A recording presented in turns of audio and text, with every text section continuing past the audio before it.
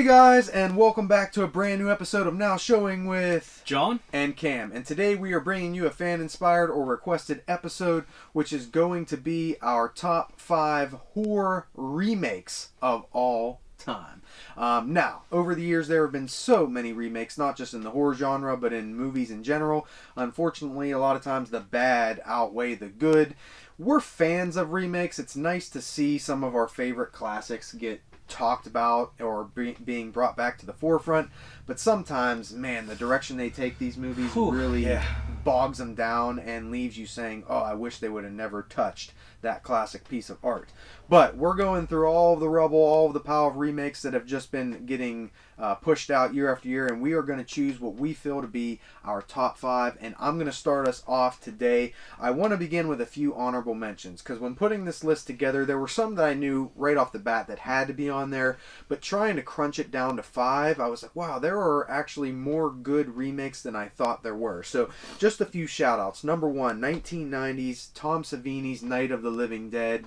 I really, really love this remake, and in all fairness, some people, you know, compare this. If you say that you feel this is good as the original Night of the Living Dead, or dare I say better, people get offended. But what you have to remember is George Romero wrote this version. It's his version again. He just wanted to modernize Night of the Living Dead with a bigger budget and actually be able to give the zombies the prosthetics and makeups he couldn't do back then. Tom Savini just happened to be the person behind the camera this time and not George Romero. So this is one of the movies that me and him completely disagree on. I love the 90s version. Yeah. But I'm a tried and true original, what was it, 1963, I believe, or 60s Night of the Living Dead. Yeah, and I can agree. I mean, I love the original as well. I just like that they could do more with this version than they could in the original. But I definitely had to shout it out because I do think it is one of the better top-notch remakes out there. Another one that I absolutely had to mention is Zack Snyder's 2004 Dawn of the Dead remake, staying in the zombie realm there, because I love what they did with this movie. The fast-running zombies were so creepy. The characters in that movie, I thought it was put together so well. I still enjoy the original one better just because of the nostalgia of it. Yeah. It was filmed right around here in Monroeville, Pennsylvania. And then I want to ask the fans a quick question. I've been throwing around a video idea. I want to get your guys' opinion on it.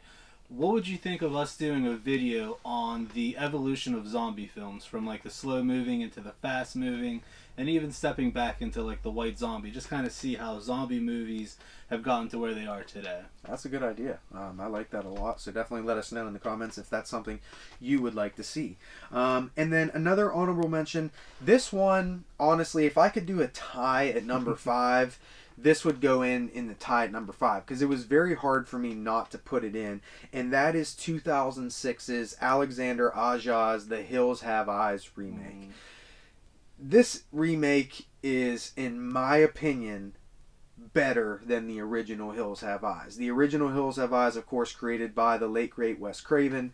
I've always enjoyed the original, but I think they stepped up the remake in every fashion, from the gore to the kills to the disturbing content. If you've never seen the Hills Have Eyes remake, a family on a road trip in the desert, they end up getting stalked by these cannibalistic mutant people that basically are inbred offspring from the 1950s nuclear testing that the government did in the desert.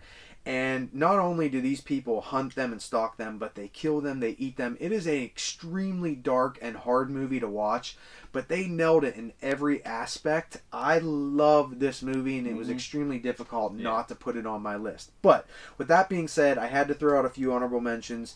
Definitely wanted to get The Hills Have Eyes in there. My number 5 is a movie from 2010.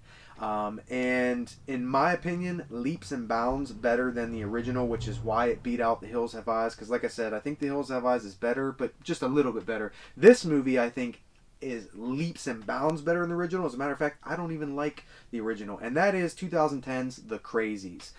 The Crazies, when I saw it in theaters, was blown away. I wasn't all that excited for it because I had watched the original only once, directed by the late, great George Romero, and I didn't like it. Didn't care for it. I thought the acting was poor. I thought the story was boring. But this version blew me away. It stars Timothy Olyphant, in it as the town sheriff, and right off the bat things go haywire. There's a town baseball game, everyone from the community's there, and a local drunk shows up on the field with a shotgun, which that's what they think he is, just drunk.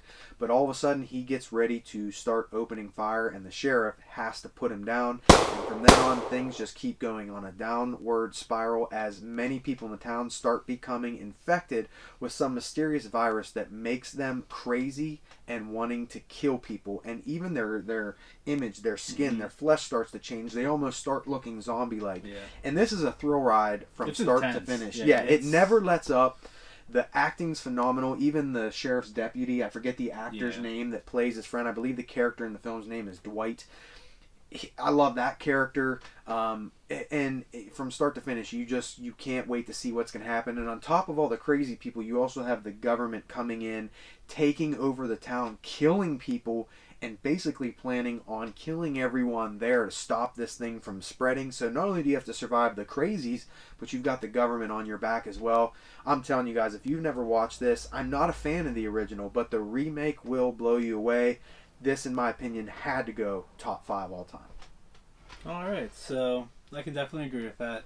I can agree with it so much that my number 5 is The Crazies. Get out. So yeah, 2010, Wow. The Crazies. We had the same pick at number 5. I mean, pretty much what he just said. That's crazy. Leaps and Crazies. bounds better than the 1978. Just one of those, like, I knew it had to be up there.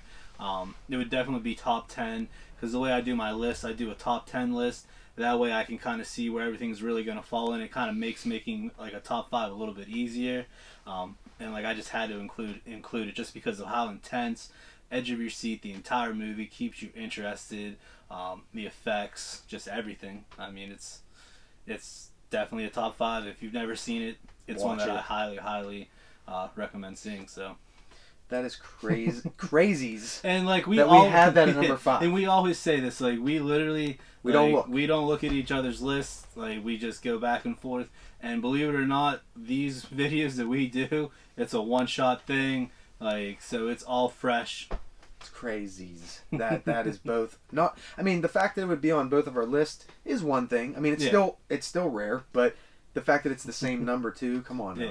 Yeah. All right. So my number 4 might be a little controversial because I think it's going to be high on a lot of people's list. As a matter of fact, if I had to guess, I think it's going to be very high on this guy's list. So I'm not going to talk too much in detail. Now, if it doesn't end up being on his list, I'm going to look like an idiot, and I'm going to be like, oh, I should have talked more about it. But I have a feeling, because he's mentioned that he likes this movie a lot. And I do too, but not higher than where I have it at 4. My number 4 is the Evil Dead remake from 2013. So the original Evil Dead, one of my all-time favorite classics in the horror realm, of course. How can you top Bruce Campbell and what they were able to do, Sam Raimi back then? More of a horror comedic movie, but overall just so much fun. And when I heard that they were going to remake the Evil Dead, I thought there's no way they can, make this anywhere as good as the original. And there's my dog Emma. She has made a trend of scratching at the door in every single video. Yes. And so if you've heard scratching in certain videos, that's her. We don't have someone locked in a trunk or anything. Yeah. It's his dog. You know what? Her whining, though, is probably good, creepy sound effects for the video. But I promise, she's not being tortured or anything. She's just mad because she can't come in here. But yeah, so when I went and saw this movie, I thought they knocked it out of the park. I thought, for me, I thought the acting was a little at times. I wasn't as high up on the characters as, no one, in my opinion, came as close as what Bruce Campbell brought. There wasn't anyone that came out of this movie like as an iconic character. So maybe that's why I don't hold it as high as regard as the last few movies on my list. But what did shoot it up there so much for me was that they didn't hold back on the gore, the effects, and saying, you know what, we're not going to slim this movie down. We're not going to make it PG-13 for today's audience. We're going balls to the wall, and we're making a bloody gore fest that all horror and gore hounds can appreciate. So I don't want to talk too much more about the story and everything because, like I said, I have a feeling it's going to be somewhere on this guy's list. But for me, number 4, I really love the Evil Dead remake. And if it's your number 4, I'm going to be... No, it is not my number 4. But my number 4 is probably going to be a little bit because a lot of people can make an argument for this one being like their number one or like top two easily. I just thought there's some of the other ones for me had more of an impact. But this one is another one that, like, whenever we decided to do horror remakes, I knew it was going to be on my list. I just wasn't sure where. So for me, at number 4 is John Carpenter's 1982 remake of The Thing. Or if you're not familiar with the original, it came out in 1951, The Thing from Another World. So what can you not say about this movie? Like, the main thing that gets this on the list is if you ever watch any of our other videos, we bring up a concept called practical effects all the time. And that's kind of what's wrong with a lot of movies today. You don't see practical effects. You're getting computer animated, CGI, gore, CGI, characters and stuff. Back in this time, you didn't have that. These are created, sculpted animatronics. Watch this documentary on Tom Savini if you want to see like some of the things that they did back talent, then. Like, yeah, it took actual, like, nothing against CGI because like I went to school for it. I know what like is involved, but it's not nearly as complex of like making like the creature from The Thing, making like the werewolf from The Howling, like the things that we grew up like that really, like, when you put side by side, like, you'll have nightmares from practical effects. CGI, you'll just kind of be like, oh, that was kind of cool. I'm always going to be in favor of something that's actually there compared to something that's not. Yeah, and even like it helps with the acting too. Like, the other thing with this movie is the acting in this movie is incredible.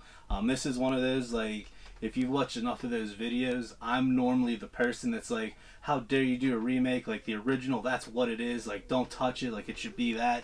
This is one of those ones that, like, this one is, once again, leaps and bounds. My number 5 and number 4, leaps and bounds better than the original.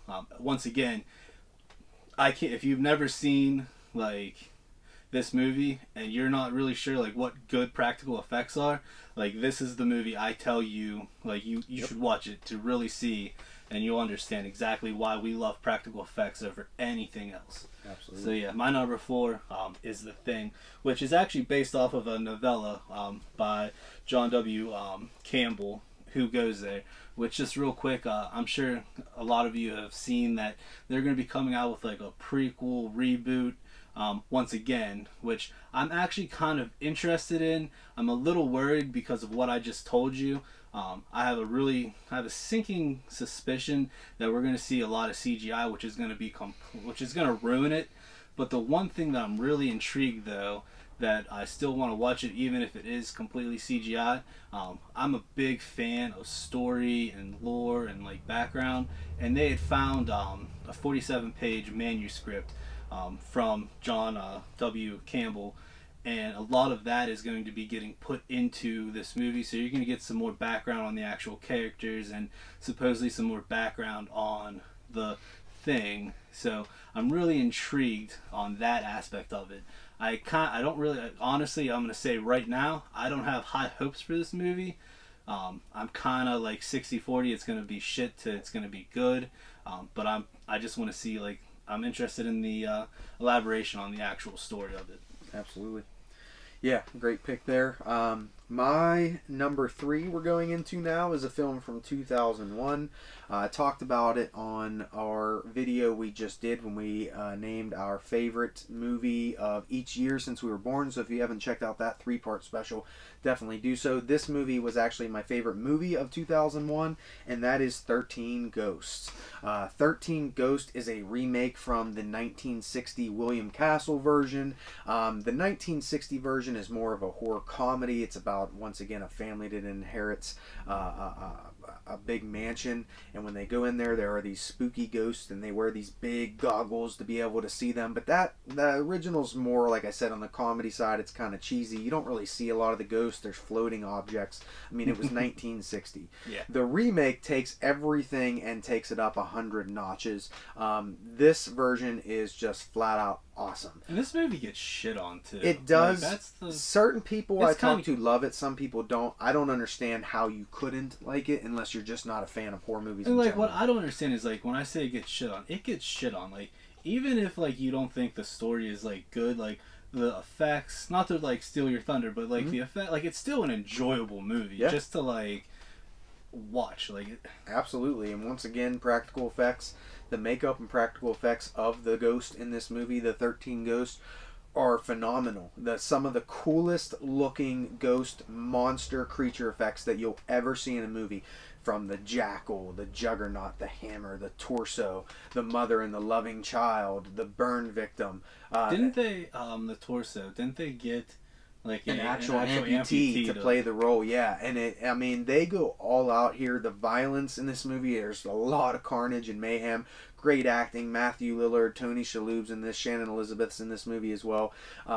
This movie, you know, is just so much fun. Family inherits a mansion. In this version, the house is made out of complete glass with scribes on the wall. The first night the family's going in to stay in this mansion, or at least check it out, they get locked in with the lawyer and a psychic played by Matthew Lillard, not knowing that the ghosts that have been captured by the former owner are in the basement, and they start to get released one by one, causing total chaos and killing off the characters. And there's a big twist ending. I'm telling you guys, if you've never watched 13 Ghosts, do yourself a favor and watch it, because it is creepy, fun, and from the first scene, brutal, in a junkyard, all the way up into the twist ending, you are gonna love 13 Ghosts. And once again, on my list, it's much better than the original version. So definitely check out 13 Ghosts. Yeah, I can definitely agree with that. Alright, so this is going to be kind of a really, really strange shout out. But the man that got me into horror movies was my father. And just some of you might not know my father's name. I'm pretty sure none of you do. My father's name is Robert Carter. So the main character in a movie is Bob Carter, and I just want to give my dad a shout out, because like my knowledge and my love of horror, it did start there. So my number 3 is The Hills Have Eyes remake, which I'm pretty sure he had brought up earlier. Yeah. And he pretty much covered it. The main character is Bob Carter. My name's John Carter, and I always had that like family tie to the movie, even though it is a completely twisted movie. But I really can't say much more than like what he said. Like it's a cannibalistic inbred tribe that are basically mutated from atomic testing, and it's just like, if you can get past some of the scenes in it, it's just a brutal like thriller. Just keeps you like uneasy through the entire movie. It's going to be kind of weird to use the term beautiful, but it is beautifully shot. The cinematography, the directing in it, just pulls everything together. And that scene with that little girl, Mister, will you play with us? With the doll. Yeah. Oh my god. And then that's the other thing. If you have a thing with animals or dogs, be warned. Yeah. So it's rough. It's a rough movie to watch, but there's some really rough things in it. So yeah, my number 3, The Hills Have Eyes. So my number 2, I've said in other videos, it's no secret that I absolutely love this movie, and I take a lot of shit for it when I say that I hold it at the same standard. I'm going to assume that I give him a lot of shit for it, because I have he's an one idea of the people that by do. the way he's bringing this up. He's one of the people that do. I hold it in the same regard I do the original, and nothing will change me of that. My number 2 is 2003's The Texas Chainsaw Massacre remake. Look, when I saw this, even be in my top. Well, no, I would say top 10. I'm not gonna lie. It is good. It's superb. It's not as good as the first one. Oh man, here's okay. My turn to talk here. Yeah, okay, I'm gonna let him. My turn to talk. Plead his case. So look, when I saw this, I had the same thought. There's no way. But let's break it down. All right. When you look at the original Texas Chainsaw Massacre, take out the nostalgia. Take out the year and time that it came out and how shocking that was. Let's just take the original Texas Chainsaw for what it is. The acting, dreadful. Horrible. The guy in the wheelchair literally makes me want to throw up. Right? Let's look at the effects. I'm sorry, it gets credited for being one of the most gory, violent movies. You don't see very much in it. Not that there's anything wrong with that, but it's a little bit of an overstatement. Right? Let's talk about the family. Yeah, the guy, some of the actors in it, like Gunnar Hansen does do very well as Leatherface, but the rest of the family, okay, they do fine for what they have, but once again, I don't see them doing anything top notch. let's take a look at the scenes, the violence. I mean, it's all pretty quick, one-cut death. Somebody opens a door, gets hit. Leatherface comes out a door, drags them through. Leatherface sees a girl, puts her on a hook. Leatherface puts a girl at a table. She eats dinner with the family. She books out. And Leatherface chases her. The end. Look, I love the original Texas Chainsaw Massacre, but now let's talk about the remake. Let's talk about the great acting in this version. I know some of you might not be fans of Jessica Biel or whatever, but she acts very well in this movie. I think the scene when they pick up the hitchhiker with the girl hitchhiker, I thought they did that phenomenal. How she was so terrified and the gun, and then all of a sudden R. Lee Ermey, the late great R. Lee Ermey, showing up as the sheriff, and you think they're saved, and he's a crazy son of a bitch, and you find out he's part of the family. His acting in that movie alone, and how you kind of like him because he's funny, but then you hate him because he tortures the hell out of them.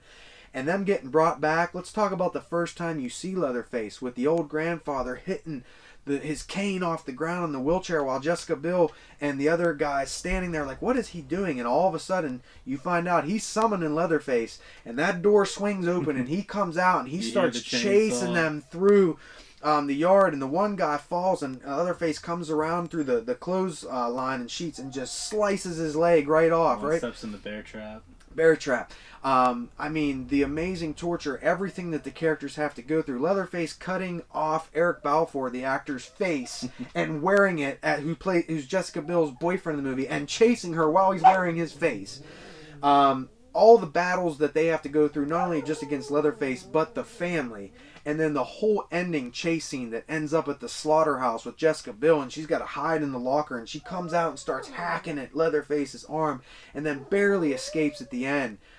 Look, I thought they turned up the intensity, the scenes, the violence, the gore, the acting a lot. Like I said, I love the original. It's a classic. We wouldn't be anywhere or having this conversation without it, but I like the remake just as much. And nothing's going to change me on that, and that's why I have it at number 2. I can watch this movie over and over. So that's my argument. That's my argument. I know I'm not going to change this guy's mind. My mind still hasn't changed. And like, I do love the remake, and it does boil down to the nostalgia and just what that movie means. Yeah. And I get it. The remake is, I would put it like, the original is a 10 out of 10. The remake to me is like a 9 out of 10. Like, it's really I'll not. Take that. Yeah, it's not drastic.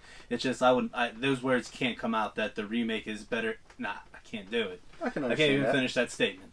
Alright, yeah, I'm fine with that. Alright, so my number 2, this is another one of those lists that this asshole next to me is stealing my thunder. So, my number 2 came out in 2001. It was this guy's all-time favorite movie from that year. And there's really not much more for me to add to it. That is 13 Ghosts. I mean, this is one that, like, we've talked about it multiple times. Don't understand why it gets the shit that it does. Like, it truly is an amazing remake, especially looking at what like they took from and what they turned it into. It, like he said, it was more of like a horror comedy from the 60s, and they turned it into just a brutal, true horror movie with like maybe a couple little like comedic parts in it. Not Matthew really, Lillard had a few lines here and there. It's not like it's a comedy whatsoever. So yeah, I'm not going to go too much onto it. He covered it perfectly. So yeah, my number 2. Well, let me ask you this: do you have a favorite of all of the ghosts in that movie?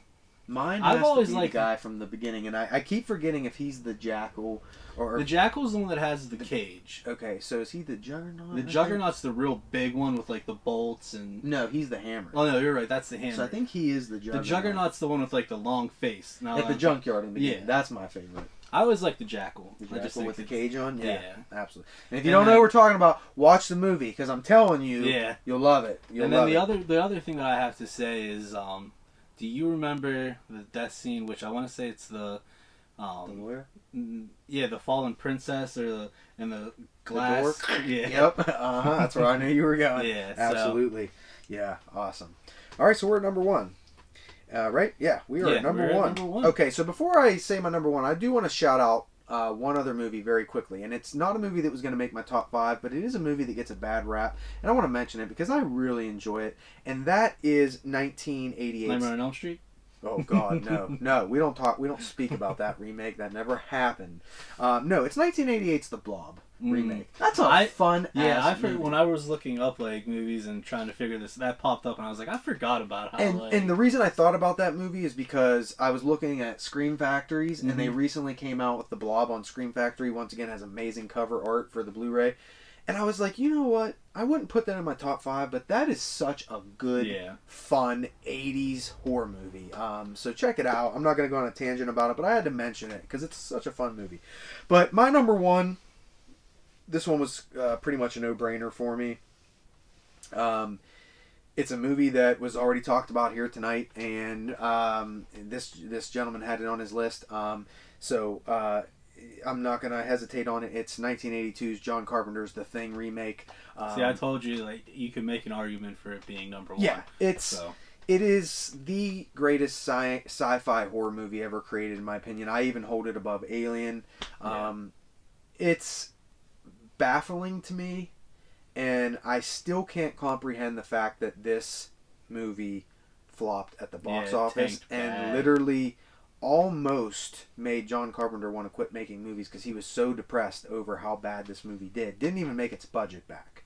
Okay, what happened with this movie was the critics shit all over this movie so bad that there was even a popular entertainment magazine that said it was the worst movie of all time. And what happened was, at least in my opinion, I think it scared people out of going to see this movie because of how bad the press was giving it. And it wasn't until the movie came out on video that people started watching and going, what the hell? Why didn't I go see this? And it just got this huge, huge following. And next thing you know, everyone was falling in love with this movie. And it became, over the years, one of the best critically acclaimed movies of all time in the sci-fi horror genre. And won prestigious awards over the years in magazines and sci-fi. Like on lists and like ratings, you really don't see it under like top 5. It's in pretty much every top 5. The ratings, you really don't see it like 4 out of 5, 9 out of 10. Like you don't see it like really any lower than that. So. Yeah. And it's just such a fun movie about a research team out in Antarctica. The former team that was there went missing. They end up finding this ship buried in the ice. And next thing you know, there is a shape-shifting alien that is literally taking their lives and can turn into any one of them at any time by mutating. You don't know who is the thing, who isn't. It is a guessing game through and throughout. Some of the greatest body horror you will see in a horror movie. The absolute best practical effects. And this is the 80s, folks. This is over 30 years ago. And I'm still saying this is the best practical effects you will see in this type of film. I will take this over CGI any day of the week. The prequel came out in the mid-2000s to this movie, which I was very excited for. And the one thing I thought was there's no way they're going to make this a CGI film because The Thing's most notable for having practical effects. Yeah. And they made the whole movie CGI, which really took it down. There's a little teaser right there. You see that? That's that's the type of stuff you see, and it's none of it's computerized. Some of the most classic scenes, like John said, the new version coming out, I'm excited for. I hope they go the practical effects route. The original film, The Thing from Another World, it's okay for what it is, but this is in a whole other category, a whole other level. Of course, once again, it was based on the novella Who Goes There by John Campbell. And recently they discovered a manuscript featuring not just Who Goes There, but an additional 46 or 47 pages from an entire novel he wrote called Frozen Hell. Yeah. And that's where they're going to pull extra information for this new movie being developed by Universal and Blumhouse. So very, very excited for it. I mean, who can, ever... The only thing is, man, who is going to play McCready? Yeah, you know what I mean? Kurt Russell knocked that out of the park. It's going to be tough. That's going to be big. Tom Hardy, I think, would be great for that role. I think, especially after seeing like Tom Hardy and like I'm thinking like his role in like The Revenant, not so much like him in like some of his gangster movies. Yeah. Like, I think Tom Hardy, I think, would be great for that role. Thomas Jane, I think, would be really good in that role. That might be a good video. Once we get some more details on the thing, we could come up with who we want to see casted in the different roles. Yeah. Childs is a great character as well. So, yeah, not to keep going on and on, but yes, my number 1 horror remake, sci-fi horror remake of all time is The Thing. I can definitely agree with that. So, um, if you haven't noticed, like when I was doing my list, and I kind of got the same thing with him, all these movies are remakes for the most part, except for one on his list, are better than the original. So that's kind of what I was looking for. Like, I didn't want to do a remake that, hey, they did a good job, but I mean, they really didn't like do better than.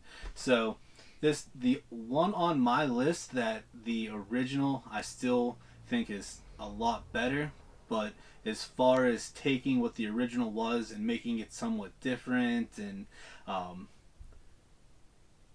a little bit darker, less campy, less comedic, and he's going to be pretty pissed if it's not what he was thinking, but he was 100% correct.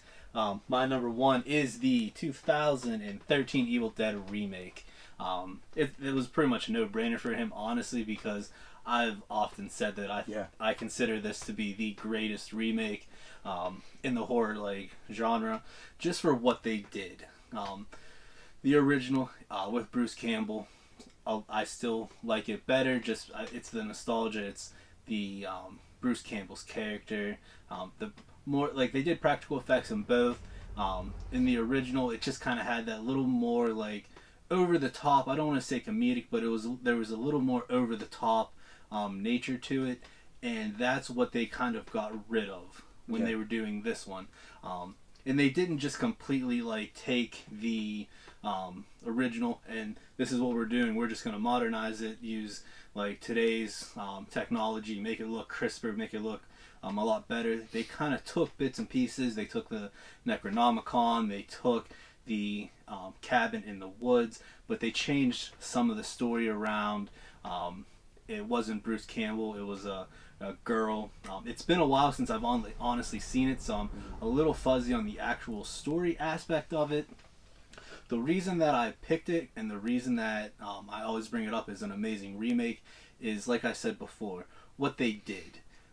They took the like more over the top and they made a gritty, just in your face, beginning to end, just gory. Like it's. I think I read somewhere they used over 17,000 gallons of blood. Yeah, it was something fake ridiculous blood for this movie. Well, maybe it was fake. Maybe it was fake. I don't know. But like, I just thought that like because whenever I heard they were making it, I was like, there's no way this is gonna be good. How can you like the purist in me? You can't take the Evil Dead. You can't remake that. It's impossible to do. So when I went and saw it and I was floored at the end, I was like, holy shit, this was just so much different. It was brutal. The tree scene they did differently, and like I had alluded earlier, like the knife scene, she licks this knife and you see the knife like cut her tongue in two, and like the way she looks, like they did, if you remember in the original, he locks his girlfriend in the basement and she keeps trying to bust up through like the hatch. They redid that in this one, and like that's like an iconic scene from the original.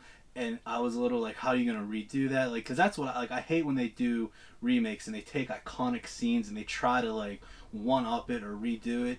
Like they didn't try to one up it. They did it like an homage to it, and it was still just as creepy. Like, and not only that, you had basically a rookie director too, and Fede Alvarez, who had really nothing under his credit, and did a great job. And then he also went on to make. He did still have Sam Raimi behind him. He helped produce, but Fede.